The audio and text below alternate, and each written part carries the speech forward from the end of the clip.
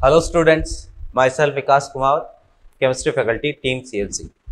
तो आज GOC का नेक्स्ट लेक्चर हम देखने जा रहे हैं। पिछली क्लास में हमने एसिडिक स्ट्रेंथ स्टार्ट करी थी। हम क्या पढ़ रहे हैं? तो भाई हम पढ़ रहे हैं applications of M, H and I effect, है ना। M, H, I के एप्लीकेशन हम पढ़ रहे हैं, ठीक है ना, कि भाई कैसे इनको अप्लाई करना है, क्या इनको काम में लेना है। कुछ एप्लीकेशंस हमने पढ़ लिए थे और अगला एप्लीकेशन अपना है एसिडिक स्ट्रेंथ। तो कल इसकी बात हमने कुछ कर ली थी एसिडिक स्ट्रेंथ की, ठीक है। अब एसिडिक स्ट्रेंथ जब भी चेक करनी है तो मैंने आपको बताया था कि दिमाग में एक ही बात आनी चाहिए और वो है स्टेबिलिटी ऑफ कॉन्जुगेटेड बेस। कि जब भी एसिडिक स्ट्रेंथ अपन को चेक करनी होगी, जब भी किसी भी क्वेश्चन में आपको अगर एसिडिक स्ट्रेंथ पूछे तो दिमाग में सीधा क्या आएगा? Stability of conjugated base. कि भाई मेरे को क्या चेक करना है? स्टेबिलिटी चेक करनी है किसकी? कॉन्जुगेटेड बेस की। कि अपना कॉन्जुगेटेड बेस जितना ज्यादा स्टेबल होगा वहां एसिडिक स्ट्रेंथ भी उतनी क्या होगी? ज्यादा होगी। क्लियर है बात? तो एग्जांपल देखना जरा, मैं क्या बोलना चाह रहा हूं कि भाई दो एसिड है मेरे पास, HA1 और HA2। अब एसिड क्या होते हैं? जो प्रोटॉन देते हैं वो एसिड होते हैं, जो प्रोटॉन एक्सेप्ट करते हैं वो बेस होते हैं प्रोस्टेंट के अकॉर्डिंग। तो भाई एक प्रोटॉन रिलीज करने के बाद जो भी स्पीसीज बनती है, यहां पर क्या बनेगा? A1 माइनस, और यहां एक प्रोटॉन रिलीज करने के बाद यहां पर क्या बनेगा? A2 माइनस, ठीक है। तो एक प्रोटॉन रिलीज करने के बाद ये भी एसिड है और ये भी एसिड है, और एसिड से क्या बनेगा? ये वाला क्या है भाई? कॉन्जुगेटेड बेस, और ये वाला भी क्या है भाई? कॉन्जुगेटेड बेस, ठीक है। तो एक प्रोटॉन रिलीज करने के बाद जो भी बना उसको हम क्या बोलेंगे? बेस बोलेंगे, कॉन्जुगेटेड बेस बोलेंगे। और भाई ये कॉन्जुगेटेड बेस जितना ज्यादा स्टेबल होगा उतना ही जल्दी बनेगा, और जितनी जल्दी कॉन्जुगेटेड बेस बनेगा हम बोलेंगे कि ये वाला एसिड उतना ही जल्दी H+ रिलीज करेगा, और जितनी जल्दी एसिड H+ रिलीज करेगा हम ये बोलेंगे कि भाई उसकी एसिडिक स्ट्रेंथ उतनी क्या होगी? ज्यादा होगी। क्लियर है बात? तो ध्यान से देखना कि अब ये स्टेबिलिटी कैसे चेक करते हैं। A1 माइनस है और A2 माइनस है। स्टेबिलिटी चेक करने के लिए आपको क्या करना है भाई? सिंपल सा काम है, आप ये चेक करें कि इस पर जो ग्रुप है वो कैसा ग्रुप जुड़ा है। कॉन्जुगेटेड पर चार्ज कैसा होगा? नेगेटिव चार्ज होगा। हम बोलेंगे कॉन्जुगेटेड पर, संयुग्मी पर ऋणावेश जितना कम होगा स्टेबिलिटी उतनी ही ज्यादा होगी। क्या? कि संयुग्मी पर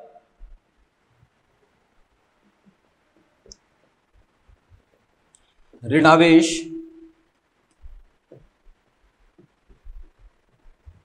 जितना कम होगा इसका स्थायित्व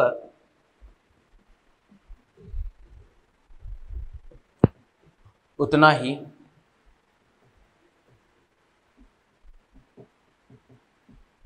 अधिक हो। संयुग्मी पर ऋणावेश जितना कम होगा इसकी स्टेबिलिटी उतनी ज्यादा होगी। मैं यहां पर यह भी लिख देता हूं कि भाई एसिडिक स्ट्रेंथ, अम्लीय सामर्थ्य, ये डायरेक्टली प्रोपोर्शनल होगी किसके? संयुग्मी क्षार का स्थायित्व।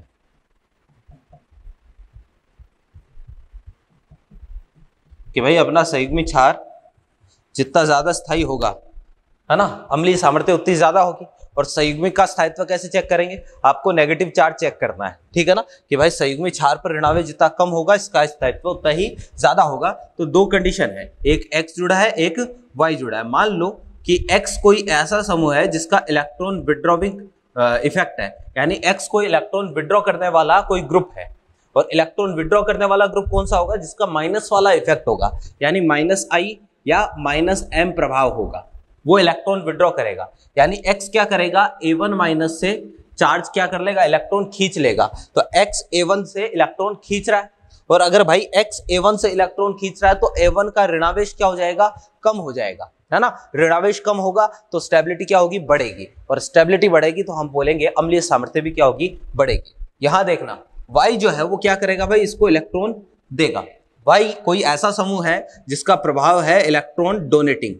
भाई इलेक्ट्रॉन डोनेटिंग इफेक्ट रखता है, यानी बोले तो कोई +I वाला है या +M वाला है या कोई +H वाला कोई समूह है Y, ठीक है।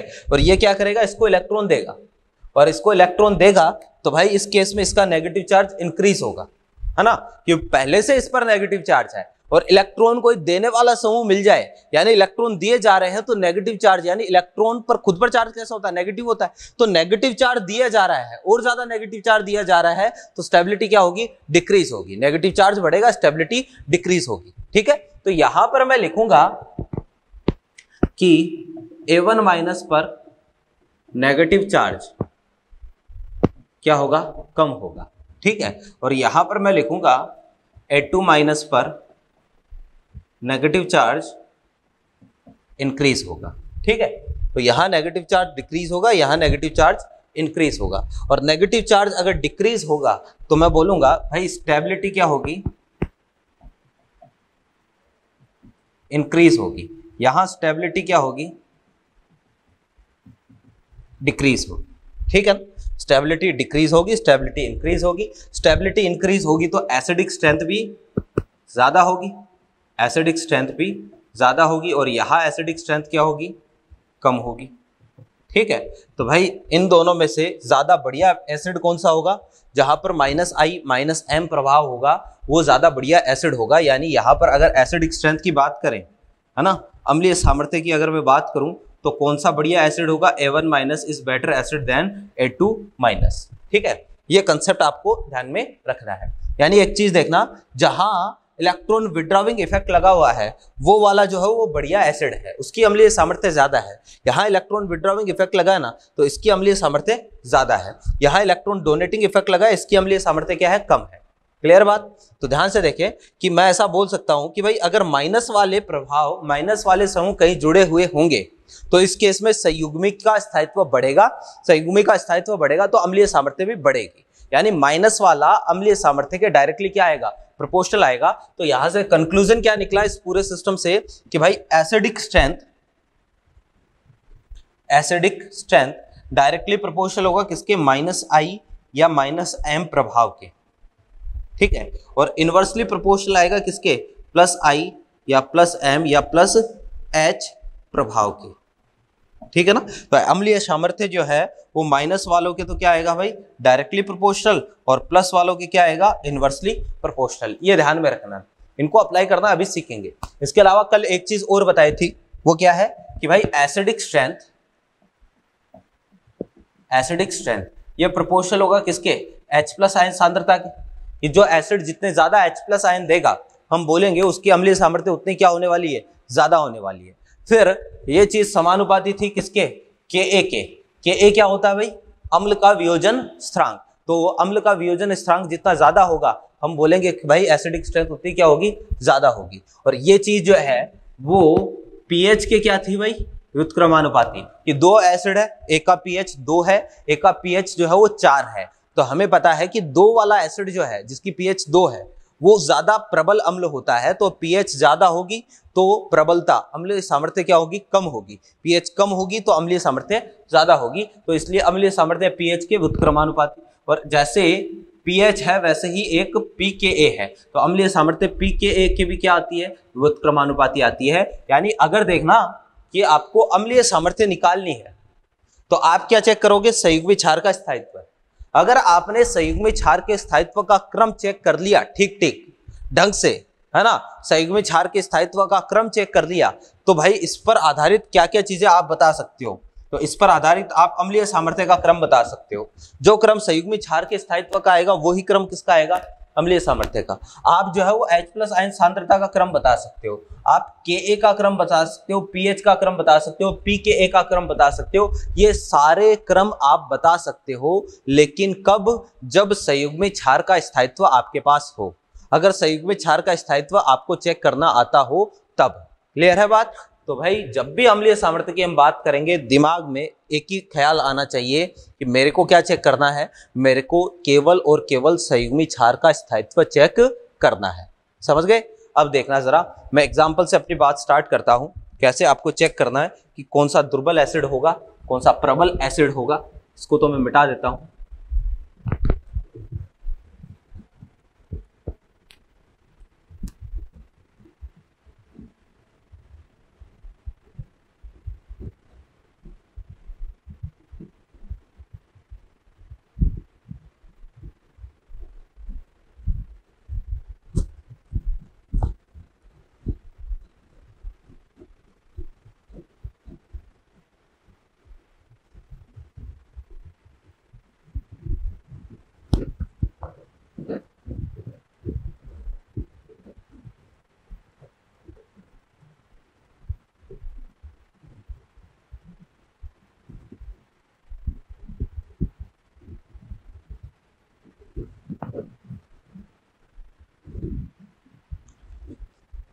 हाँ भाई देखो जरा एग्जाम्पल से इसको चेक करते हैं, ठीक है ना।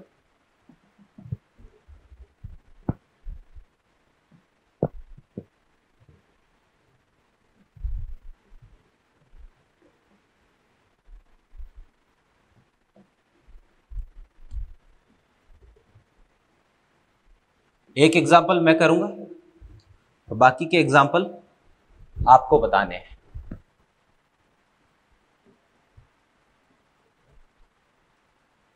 ठीक है भाई देखो, ये आपको 4 एसिड दे दिए, क्वेश्चन ऐसा ही आएगा, 3-4 एसिड देगा और आपको बोलेगा कि इनको अम्लीय सामर्थ्य के घटते या बढ़ते क्रम में व्यवस्थित करना है। ठीक है, तो इनको आपको अम्लीय सामर्थ्य के क्रम में व्यवस्थित करना है।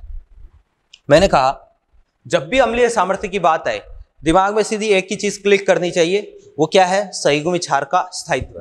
तो आपको यहां अम्लीय सामर्थ्य चेक करनी है तो सबसे पहले तो क्या बनाओगे, संयुग्मी क्षार बनाओगे।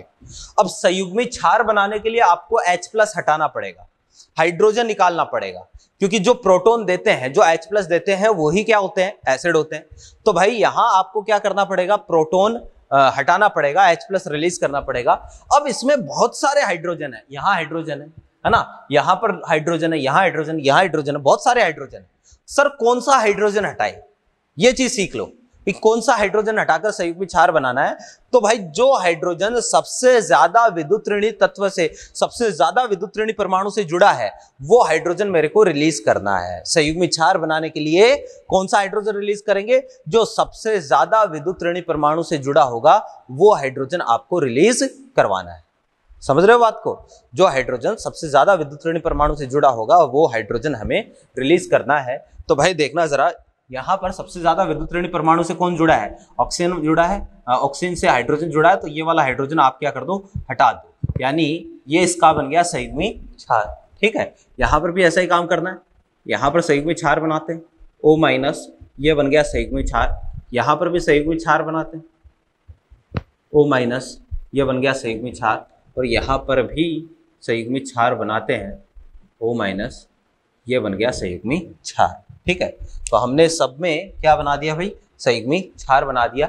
अब संयुग्मी क्षार बनाने के बाद में हमें क्या चेक करना है, हमें इनकी स्टेबिलिटी चेक करनी है। ठीक है ना, एक चीज और कि भाई अभी मैं संयुग्मी क्षार बना के आपको स्थायित्व बता रहा हूँ, आपको एसिडिक स्ट्रेंथ का क्रम बता रहा हूँ, लेकिन भाई जैसे जैसे प्रैक्टिस करेंगे ना हमें संयुग्मी क्षार बनाने की भी जरूरत नहीं पड़ेगी, हम डायरेक्टली चेक कर पाएंगे। ठीक है, अब भाई आपको क्या करना है, इनको स्टेबिलिटी के ऑर्डर में अरेंज करना है, चेक करना है कौन सा कम स्थायी कौन सा ज्यादा स्थायी। अब चेक करने के लिए आपको यूं सोचना है, इनमें से जो चीज कॉमन है, जो चीज सब में है उसको चेक नहीं करना है। जो चीज कॉमन है ना, जितनी चीज सब में कॉमन है वो हमें चेक नहीं करनी है, जो चीज अलग आ रही है वो हमें चेक करनी है। समझ रहे हो बात को, इनमें से जो चीज कॉमन है, जो सब में सेम है, वो हमें चेक नहीं करनी है, जो अलग है वो चेक करनी है। ध्यान से देखना जरा, ये वाली चीज जो है, ये ऑक्सीजन पर माइनस, ये इतनी चीज सब में कॉमन है ना। यहाँ पर अलग क्या है, ये CH3 अलग आ रहा है। ठीक है, इसमें अलग क्या है, इसमें यहाँ CH3 ये अलग है, इसमें अलग क्या है, इसमें ये वाला CH3 अलग है। ठीक है ना, तो जो चीज अलग है उसको ही चेक करो, है ना, और जो चीज अलग है अब उसका प्रभाव चेक कर लो। तो CH3 का प्रभाव कैसा होता है भाई, CH3 का प्रभाव होता है +I, यहां पर इसका प्रभाव +I और यहां इसका प्रभाव भी +I। तो जो CH3 लगा है उसका प्रभाव कैसा है, +I। यहां +I प्रभाव नहीं है, यहां +I है, +I है, +I है। प्लस वाले क्या करेंगे, प्लस वाले संयुग्मी क्षार को इलेक्ट्रॉन देंगे। ठीक है, और संयुग्मी क्षार को इलेक्ट्रॉन देंगे तो उसका नेगेटिव चार्ज क्या होगा, बढ़ेगा, और नेगेटिव चार्ज अगर संयुग्मी का बढ़ेगा तो स्टेबिलिटी क्या होगी, घटेगी।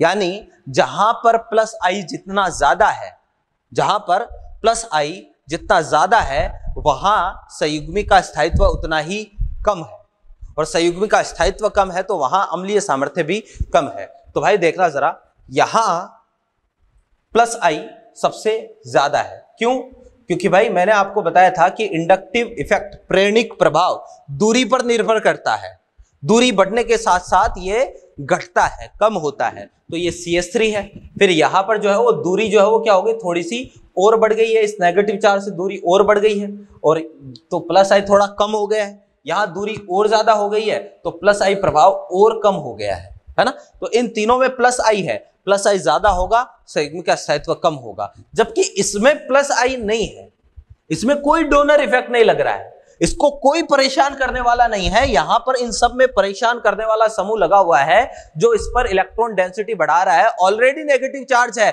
और ज्यादा नेगेटिव चार्ज बढ़ा रहा है। ठीक है, तो भाई यहां इन तीनों की स्टेबिलिटी चेक करें तो पहले वाले से क्या हो जाएगी, कम हो जाएगी। तो संयुग्मी के स्थायित्व का क्रम क्या आया, संयुग्मी का स्थायित्व, संयुग्मी का स्थायित्व सबसे ज्यादा स्थायी संयुग्मी किसका है, पहले का। फिर इसके बाद में कौन सा आएगा, यहां प्लस आई सबसे ज्यादा, यहां थोड़ा कम, यहां सबसे कम। प्लस आई जिसमें कम वहां संयुग्मी का स्थायित्व ज्यादा होगा। तो अब कौन सा आएगा भाई, चौथा, चौथे के बाद तीसरा, तीसरे के बाद पहला। ये लो, ये अपने पास किसका क्रम आएगा, संयुग्मी क्षार के स्थायित्व का क्रम आएगा। और जो क्रम, अच्छा पहले के बाद तीसरे के बाद दूसरा, और जो क्रम संयुग्मी क्षार के स्थायित्व का आया है, ठीक है ना, वो ही क्रम किसका आएगा, अम्लीय सामर्थ्य का आएगा। तो भैया अम्लीय सामर्थ्य का क्रम भी क्या है, सेम है। अम्लीय सामर्थ्य का क्रम सबसे ज्यादा फर्स्ट, फिर फोर्थ, फिर थर्ड, फिर सेकंड। अम्लीय सामर्थ्य का क्रम आ गया। आपको पूछ लिया Ka का क्रम क्या है, या H+ आयन सांद्रता का, या Ka का क्रम क्या है, तो क्या क्रम आएगा भाई, सेम ही क्रम आएगा जो अम्लीय सामर्थ्य का क्रम आया है। आपको पूछ लिया pH का क्रम क्या है, या pKa का क्रम क्या है, तो वो इसका क्या होता है, उल्टा होता है। तो सबसे ज्यादा pH या pKa किसकी होगी, सेकंड वाले की सबसे ज्यादा pH होगी, फिर किसकी आएगी, थर्ड वाले की, फिर किसकी, फोर्थ वाले की, और सबसे कम pH या सबसे कम pKa किसका आएगा, पहले का आएगा। क्लियर है बात। तो यानी अगर संयुग्मी क्षार का स्थायित्व है हमने ठीक तरीके से बता दिया, तो ये सारी चीजें संयुग्मी क्षार की स्टेबिलिटी पर ही आधारित है। क्लियर है, ठीक है। तो ये एक एग्जाम्पल हो गया, है ना। मैं एक और एग्जाम्पल बता देता हूं, फिर आगे के एग्जाम्पल आपको करने सोचने हैं। इसको मिटा देता हूं, ठीक है। आप वीडियो को पॉज करें और एक बार ये पूरा तरीके से नोट कर लें, ठीक है ना।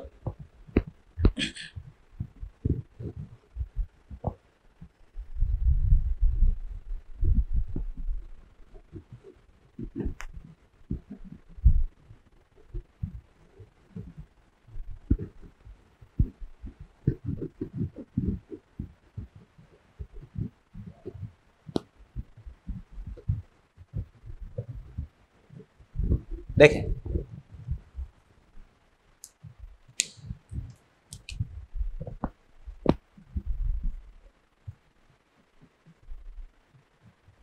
ध्यान से बताना भैया।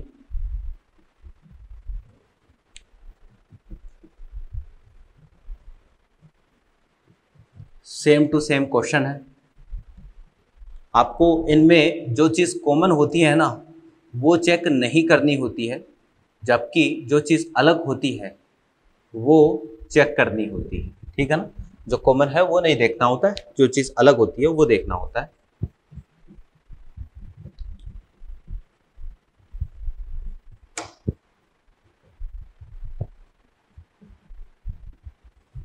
देखें,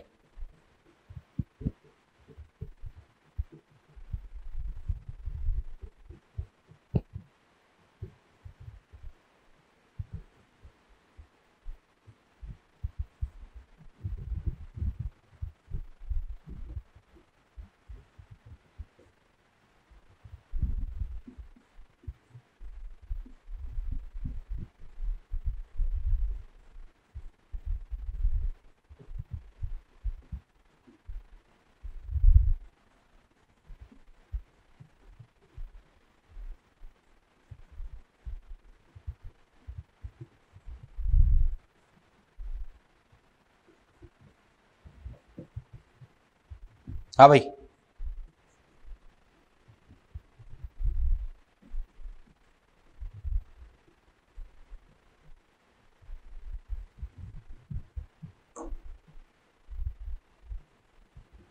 ठीक है। इनमें आप चेक करें, देखें कि कहां पर अम्लीय सामर्थ्य का क्रम क्या होगा। सिंपल सा काम है, देखते हैं। देखो जरा, सबसे पहले इसको देखते हैं, है ना। ये मैं बता रहा हूं, बाकी के दो आपको करने हैं। भाई देखो कैसे सोचना, आपको यूं सोचना है, सबसे पहले संयुग्मी बनाना है, ठीक है। अब देखना शॉर्ट में कैसे करते हैं। संयुग्मी बनाने के लिए हम क्या करते हैं, सबसे ज्यादा विद्युत ऋणी परमाणु से जुड़ा हुआ हाइड्रोजन हटा देते हैं और उस परमाणु पर चार्ज कैसा आ जाएगा, नेगेटिव चार्ज आ जाएगा। तो यहाँ पर नेगेटिव चार्ज आएगा इस ऑक्सीजन पर नेगेटिव चार्ज। ये लो, ये संयुग्मी हो गया। डायरेक्टली ऐसे करना आपको, है ना, ठीक है। ये क्या हो गया, संयुग्मी हो गया। क्लियर। अब आपको चेक करना है कि भाई जो समूह जुड़े हैं, ठीक है, उनका प्रभाव कैसा है। यहाँ कोई समूह जुड़ा है क्या, नहीं जुड़ा है। यहाँ NO2 जुड़ा है, NO2 का प्रभाव कैसा होता है, -I, है ना। वो जो मैंने आपको बताया था कि भाई जो चारों क्रम मैंने आपको बताए हैं, +I, -I, +M, -M, वो चारों आप एक ही पेज में लिख लें। और भाई जैसे ही कोई ग्रुप देख लो तो वो चेक करेगी कौन कौन सा प्रभाव हो सकता है। तो NO2 एक तो आपको -I में मिलेगा, एक NO2 आपको -M वाले में मिलेगा, -I -M में मिलेगा, ठीक है ना।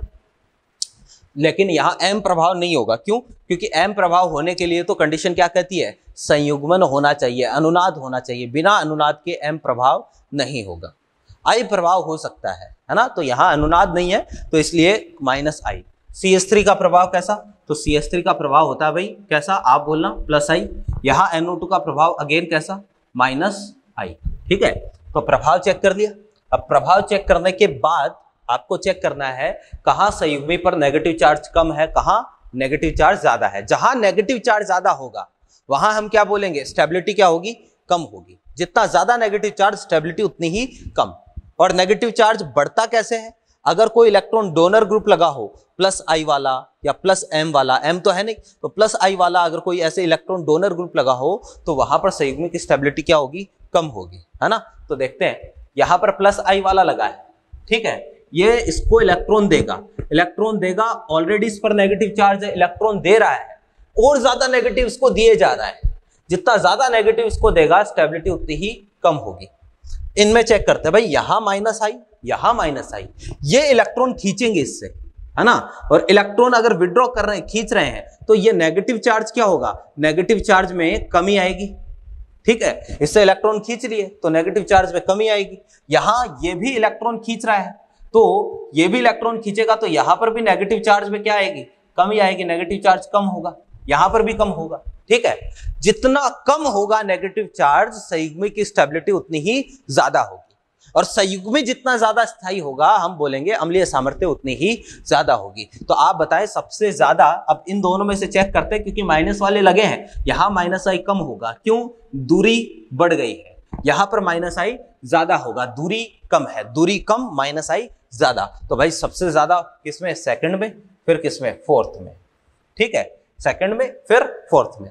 अब यहां पर कोई भी प्रभाव नहीं लगा हुआ है, ना तो +I है ना -I है, यहां +I वाला लगा है, ये इसको परेशान कर रहा है, इलेक्ट्रॉन दे रहा है, ठीक है। नेगेटिव चार्ज क्या कर रहा है, बढ़ा रहा है, जबकि यहां पर बढ़ाने वाला कोई भी नहीं है। तो अगर मैं पहले और तीसरे के संयुग्मी की बात करूं तो कौन सा संयुग्मी ज्यादा स्थायी होगा, भाई पहले का संयुग्मी ज्यादा स्थायी होगा और तीसरे का संयुग्मी कम स्थायी होगा। ये क्रम आ गया भाई संयुग्मी के स्थायित्व का।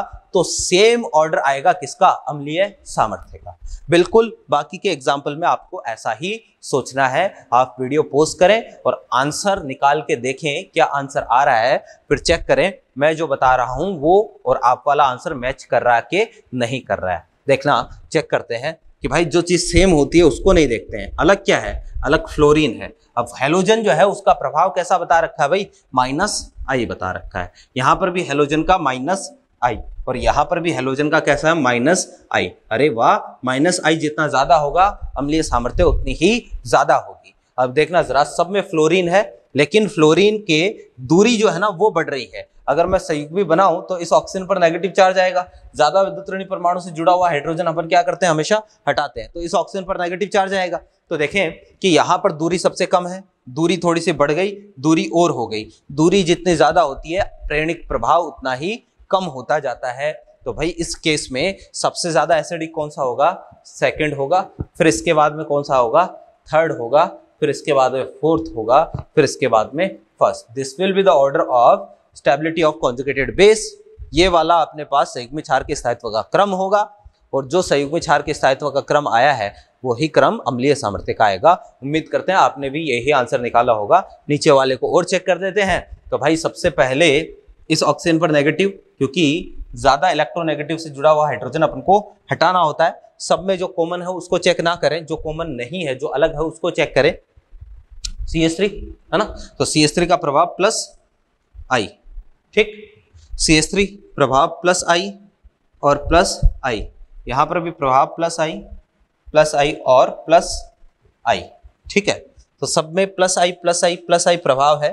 प्लस वाले प्रभाव जितने ज्यादा होंगे संयुग्मी को उतना ही ज्यादा इलेक्ट्रॉन दिया जाएगा, जितने ज्यादा इलेक्ट्रॉन संयुग्मी को दिए जाएंगे स्टेबिलिटी उतनी ही कम हो जाएगी। तो इनमें सबसे कम स्टेबल कौन सा होगा, जिसमें प्लस I सबसे ज्यादा होगा, फोर्थ वाला सबसे कम स्टेबल होगा। सबसे ज्यादा स्टेबल कौन सा होगा भाई, ये वाला सबसे ज्यादा स्टेबल होगा। क्यों, यहां पर कोई प्लस I वाला नहीं लगा है, बाकी सब में प्लस I वाले लगे हैं। प्लस I वाले जितने ज्यादा होते हैं संयुग्मी का स्थायित्व उतना ही कम होता है। तो सबसे ज्यादा स्टेबल कौन सा, फर्स्ट, फिर सेकंड, फिर थर्ड और फोर्थ वाला सबसे कम stable. This will be the order of acidic strength, है ना, यही एसिडिक स्ट्रेंथ का ऑर्डर होगा और यही ऑर्डर होगा किसका, संयुग्मी क्षार के स्थायित्व का। क्लियर है बात। तो भाई ये अपने पास है एसिडिक स्ट्रेंथ। मैं एक दो एग्जांपल और लिख रहा हूं, वो भी आपको ही चेक करने हैं। देखो बेटा तू,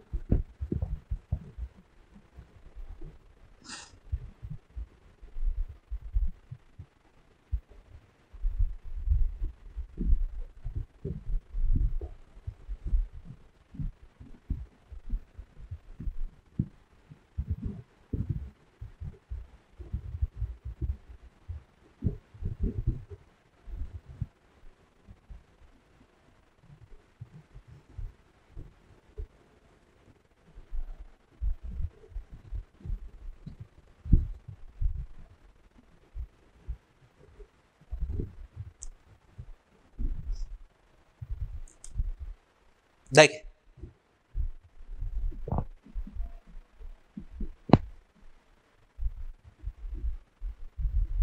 बिल्कुल सेम टू सेम, यहां OH है लेकिन उससे कोई फर्क नहीं पड़ेगा, ठीक है ना।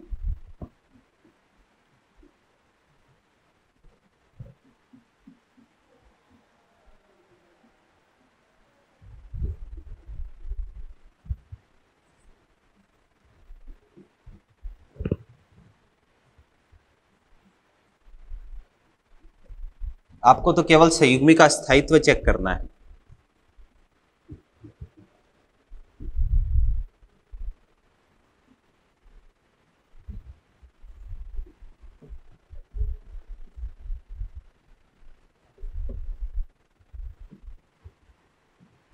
केवल प्रभाव चेक कर लो जो भी समूह जुड़े हैं उनका, बहुत ही सिंपल सा काम, थोड़ा सा दिमाग लगाओगे हो जाएगा, ठीक है ना।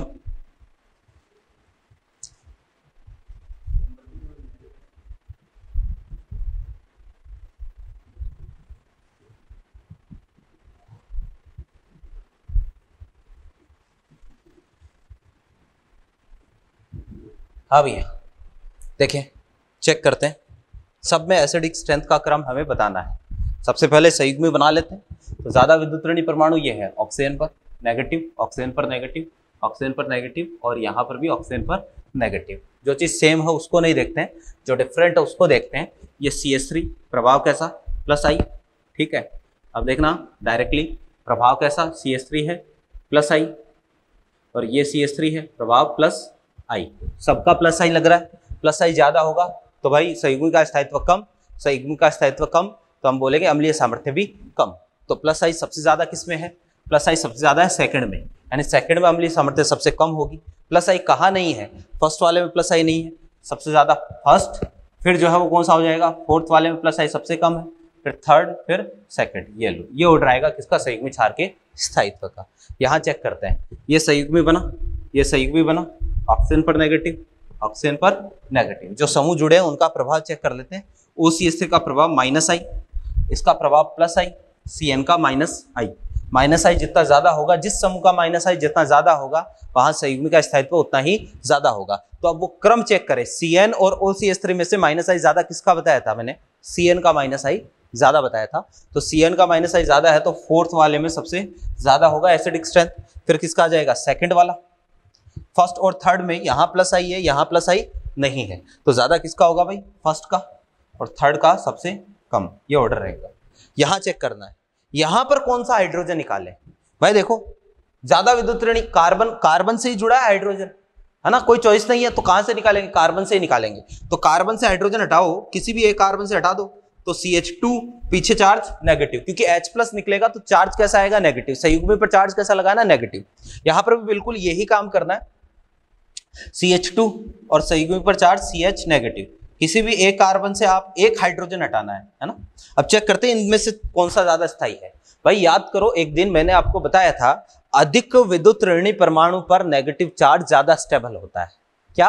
अधिक विद्युत ऋणी परमाणु पर नेगेटिव चार्ज ज्यादा स्टेबल होता है, कम विद्युत ऋणी पर पॉजिटिव चार्ज ज्यादा स्टेबल होता है। इनमें से जो कार्बन ज्यादा विद्युत ऋणी होगा उस पर नेगेटिव चार्ज उतना ही ज्यादा स्थायी होगा। और कार्बन की विद्युत ऋणता, भाई ये वाला ट्रिपल बॉन्डेड कार्बन sp संकृत, ये वाला डबल बॉन्डेड sp2 संकृत, ये वाला सिंगल बॉन्डेड sp3 संकृत। मैंने कहा था कि विद्युत ऋणता s लक्षणों के समानुपाती होती है, s लक्षण जितने ज्यादा होते हैं विद्युत ऋणता उतनी ज्यादा होती है। और यहां s लक्षण, भाई s लक्षण कितने हैं, 50%, 33.33%, 25%, सबसे ज्यादा s लक्षण आ रहे हैं। s लक्षण ज्यादा, ये कार्बन सबसे ज्यादा विद्युत ऋणी है, इस कार्बन पर नेगेटिव चार्ज सबसे ज्यादा स्थायी होगा। नेगेटिव चार्ज जितना ज्यादा स्थायी होगा, हम बोलेंगे संयुग्मी उतना ही ज्यादा स्थायी होगा, और संयुग्मी ज्यादा स्थायी होगा तो अम्लीय सामर्थ्य भी ज्यादा होगी। तो भाई यहां अगर मैं चेक करूं ना एसिडिक स्ट्रेंथ, तो थर्ड, फिर सेकंड, फिर फर्स्ट, ये अम्लीय सामर्थ्य का क्रम रहने वाला है। क्लियर है? देखो जरा, ठीक है, इनमें कोई डाउट हो तो आप मेरे को भेजें। अभी और एग्जाम्पल अपन देखते हैं, तो कुछ एग्जाम्पल और देखते हैं अपन, ठीक है ना। देखे जरा, तो भाई जहां पर भी बात आए एसिडिक स्ट्रेंथ की, वहां एक ही काम करना है, और वो क्या है, आपको स्टेबिलिटी चेक करनी है किसकी, कॉन्जुगेटेड बेस की। देखें,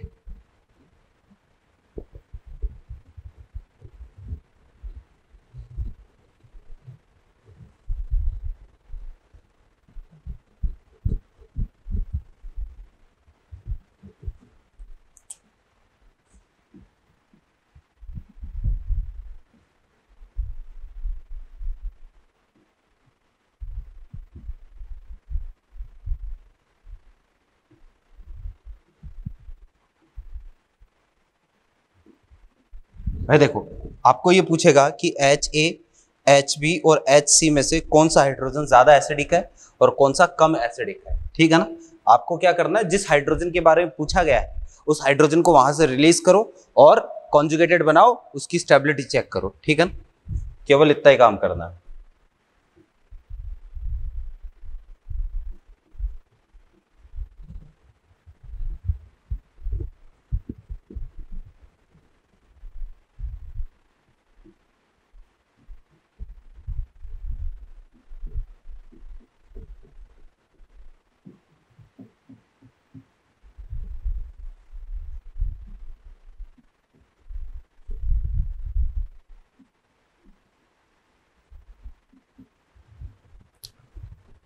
भाई हमें केवल कॉन्जुगेटेड की स्टेबिलिटी चेक करनी। कॉन्जुगेटेड जो है वो कैसे भी स्टेबल हो सकता है, ठीक है ना।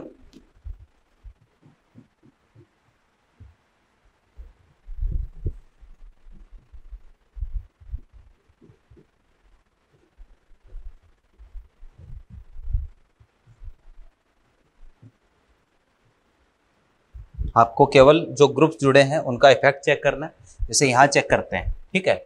आपको कॉन्जुगेटेड बनाना है। देखो जरा, कॉन्जुगेटेड बनाता हूँ, इसको समझते हैं अपन। कॉन्जुगेटेड बनाता हूँ। कॉन्जुगेटेड बनाने के लिए जिस हाइड्रोजन को इंडिकेट किया है ना, या तो क्या करो, अगर किसी भी हाइड्रोजन को इंडिकेट ना करे तो उस केस में तो क्या करना होता है, आपको सबसे ज्यादा इलेक्ट्रोनेगेटिव एटम पर जुड़ा हुआ हाइड्रोजन रिलीज करना होता है। कब? जब किसी भी हाइड्रोजन को इंडिकेट ना करे। अगर हाइड्रोजन को इंडिकेट कर रखा है तो जिस हाइड्रोजन को दर्शाया गया है आपको उसी हाइड्रोजन को रिलीज करना है। तो जैसे Ha को दर्शाया गया है, यह नेगेटिव चार्ज, Hb को दर्शाया गया है, यह नेगेटिव चार्ज, ठीक है। और यहां Hc को दर्शाया गया है, ये नेगेटिव चार्ज। क्लियर है बात? अब चेक करते हैं इनमें सबसे ज्यादा स्टेबल कौन सा है। भाई देखना जरा, double single double single negative single double single double single, पूरे में साइक्लिक कॉन्जुगेशन, ठीक है। फिर इसके बाद में यहाँ पर 2 पाई इलेक्ट्रॉन है। ऐसा नेगेटिव चार्ज जो कॉन्जुगेशन में जाता है, जो अनुनाद में जाता है, वहां 2 पाई इलेक्ट्रॉन हम काउंट करते हैं, तो 2 2 4 2 6, तो इसमें टोटल 6 पाई इलेक्ट्रॉन है। इसको चेक करते हैं। तो double single negative single double, तो इसके पास भी कितने हैं 6 पाई इलेक्ट्रॉन है ना, और सॉरी इसके पास 4 पाई इलेक्ट्रॉन है, 4 पाई इलेक्ट्रॉन, 2 यहाँ हो गए और 2 यहाँ हो गए, 4 पाई इलेक्ट्रॉन है। तो 6 पाई इलेक्ट्रॉन के साथ ये तो कैसा हो जाएगा एरोमेटिक, ये हो जाएगा एंटी एरोमेटिक, और ये double single negative single single ये वाला कैसा हो जाएगा नॉन एरोमेटिक। क्लियर है। तो स्टेबिलिटी मैंने कहा कैसे भी आ सकती है, स्टेबिलिटी कैसे भी चेक कर सकते हो। तो इनमें अगर स्टेबिलिटी की मैं बात करूं तो सबसे ज्यादा स्टेबल एरोमेटिक होगा, तो पहले वाला जो है यानी HA ये सबसे ज्यादा एसिडिक होगा। फिर कौन सा हो जाएगा भाई HC, फिर कौन सा हो जाएगा HB, ये अम्लीय सामर्थ्य का क्रम होगा, यानी HA ये वाला हाइड्रोजन सबसे ज्यादा अम्लीय है, फिर जो है वो ये आ जाएगा HC, और सबसे लास्ट में कौन सा आ जाएगा HB आ जाएगा। ऐसे आपको चेक करना है। क्लियर है बात। नीचे वाले में चेक करते हैं। तो सबसे पहले कॉन्जुगेटेड बनाते हैं। यहाँ किसी भी हाइड्रोजन को मार्क नहीं किया गया है, किसी भी हाइड्रोजन को इंडिकेट नहीं किया गया है, तो जो सबसे ज्यादा विद्युतऋणी परमाणु से जुड़ा हुआ हाइड्रोजन होगा हमें वो ही हटाना है। तो यहाँ पर किसको हटाऊं भाई, इसको हटा देता हूँ, ऑक्सीजन पर माइनस, ऑक्सीजन पर माइनस, और ये ऑक्सीजन पर माइनस, और ये ऑक्सीजन पर माइनस। नीचे वाले में भी ऐसा ही है, ऑक्सीजन पर माइनस आएगा, यहाँ ऑक्सीजन पर, ये ऑक्सीजन पर माइनस। तो क्या चेक करना है, जो ग्रुप जुड़े हैं उनका इफेक्ट चेक करना है। फ्लोरीन, क्लोरीन, ब्रोमीन और आयोडीन जुड़े हैं, सबके साथ दूरी कैसी है, दूरी समान है। और भाई हैलोजन का प्रभाव कैसा होता है, -I होता है, -I, और ये भी -I, और यहाँ पर भी -I, सब में हैलोजन का प्रभाव कैसा है, -I प्रभाव है। क्लियर है बात। तो भाई -I प्रभाव अगर हैलोजन का दे दिया तो अब -I जितना ज्यादा होगा स्टेबिलिटी उतनी ज्यादा होगी। तो क्रम चेक करें, जहां पर मैंने आपको -I का क्रम लिखा रखा है ना, वो क्रम आप चेक करें। -I किसका ज्यादा होता है, फ्लोरीन का सबसे ज्यादा होता है, तो पहले में -I सबसे ज्यादा, फिर दूसरे में, फिर तीसरे में, फिर चौथे में, ये -I का क्रम आएगा। जो -I का क्रम है वो ही किसका क्रम आएगा, वो ही भाई एसिडिक स्ट्रेंथ का क्रम है। यहाँ चेक करते हैं, CN का -I, NO2 का -I, OCH3 का -I, और Br का भी -I जितना ज्यादा हम बोलेंगे यहाँ एसिडिक स्ट्रेंथ उतनी ही ज्यादा आएगी। तो सबसे ज्यादा -I, क्रम चेक करो, NO2 का सबसे ज्यादा है, सेकंड की सबसे ज्यादा, फिर CN का आएगा, फिर किसका आएगा OCH3 का, और Br का -I इनमें से सबसे कम हो जाएगा। ठीक है ना। तो ये अपने पास किसका क्रम आएगा भाई, एसिडिक स्ट्रेंथ का क्रम आएगा। क्लियर है बात। तो भाई इस तरीके से हमें क्या करना है, हमें चेक करनी है अम्लीय सामर्थ्य। एक दो एग्जांपल और ले लेते हैं, ठीक है ना, क्योंकि अम्लीय सामर्थ्य जो है यहाँ से बहुत ज्यादा क्वेश्चन पूछे जाते हैं भैया, है ना। तो इसलिए अम्लीय सामर्थ्य बहुत ध्यान से हमें पढ़नी पड़ेगी। अच्छा, OCH3 और Br में से किसका -I ज्यादा होगा, जिसका भी ज्यादा है, OCH3 का ज्यादा है तो ये वाला ज्यादा एसिडिक है, Br वाले का। वो क्रम आप चेक कर लेना, एक्चुअल में मैं जो है वो ये क्रम थोड़ा दिमाग से स्लिप हो रहा है, ठीक है ना। तो जिसका भी -I ज्यादा है ना, उसका अम्लीय सामर्थ्य ज्यादा होगा। शायद मैंने सही लिखा है, OCH3 का ही ज्यादा होता है, ठीक है ना। बाकी देख लेना आप।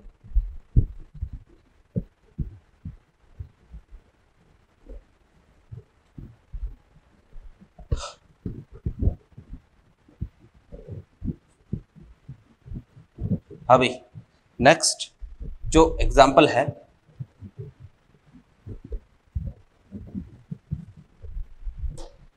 देखें जरा। एक तो है CHCl3, इसको बोलते हैं क्लोरोफॉर्म।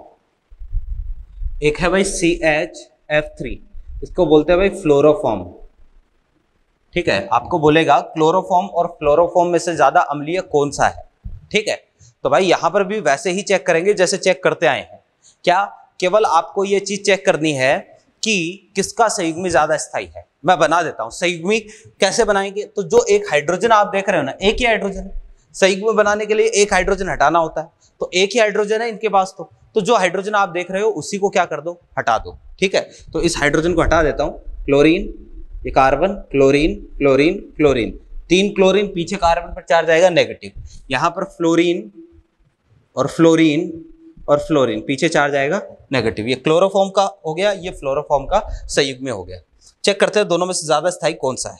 अब आप स्टेबिलिटी चेक करने के लिए आप कहोगे कि सर -I से चेक कर लेते हैं, है ना। यहाँ 3 -I वाले जुड़े हैं, फ्लोरीन, फ्लोरीन, फ्लोरीन। यहाँ हेलोजन है तो इसका भी तो -I है, -I। ठीक है ना, 3 -I वाले जुड़े हैं दोनों में। तो फ्लोरीन का -I ज्यादा होता है, तो जितना ज्यादा -I होगा हम बोलेंगे कॉन्जुगेटेड की स्टेबिलिटी उतनी ही ज्यादा होगी। और कॉन्जुगेटेड की स्टेबिलिटी ज्यादा होगी तो भाई एसिडिक स्ट्रेंथ भी ज्यादा होगी। तो फ्लोरीन और क्लोरीन में से माइनस आई ज्यादा किसका? फ्लोरीन का ज्यादा है, तो यहाँ माइनस आई ज्यादा है, ज्यादा इलेक्ट्रॉन खींचे जाएंगे, इलेक्ट्रॉन खींचे जाएंगे तो नेगेटिव चार्ज में कमी आएगी, स्टेबिलिटी बढ़ेगी। इसका मतलब फ्लोरोफॉर्म जो है वो क्लोरोफॉर्म से ज्यादा अम्लीय होना चाहिए, ऐसा होना चाहिए, लेकिन ऐसा नहीं होता। क्लोरोफॉर्म ज्यादा एसिडिक होता है। क्यों भाई? मैंने आपको एक चीज बताई थी, पहले M को चेक करेंगे, फिर H को चेक करेंगे, फिर I को चेक करेंगे।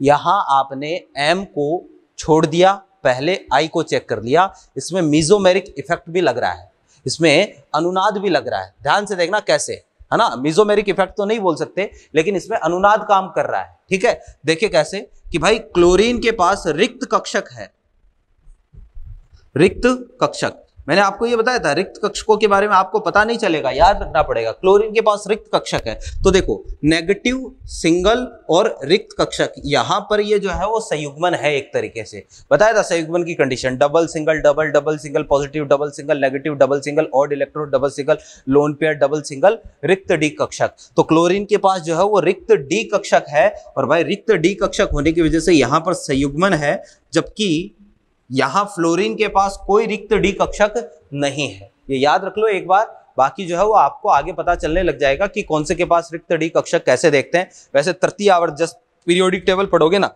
उसके बाद में आपको याद रखने की जरूरत नहीं पड़ेगी, पता चलने लग जाएगा। तीसरे आवर्त के जो तत्व है उनके पास रिक्त डी कक्षक उपलब्ध होते हैं, ठीक है ना। उनके पास डी कक्षक जो है वो खाली हो सकते हैं। तो रिक्त डी कक्षक उपस्थित है तो संयुग्मन है, संयुग्मन है, जबकि इसमें संयुग्मन नहीं है, क्योंकि फ्लोरीन के पास कोई रिक्त डी कक्षक उपस्थित नहीं है। तो भाई इस केस में जो संयुग्मन वाला होगा वो ज्यादा स्टेबल होगा। तो ये संयुग्मन वाला है, ये रिक्त डी कक्षकों की उपस्थिति के कारण अधिक स्थायी है, अधिक स्थायी है। और भाई ज्यादा स्थायी है तो अम्लीय सामर्थ्य, अम्लीयता ज्यादा किसकी होगी? क्लोरोफॉर्म की अम्लीयता फ्लोरोफॉर्म से ज्यादा होगी। क्लियर है बात, है ना। एक और एग्जांपल मैं ले रहा हूं।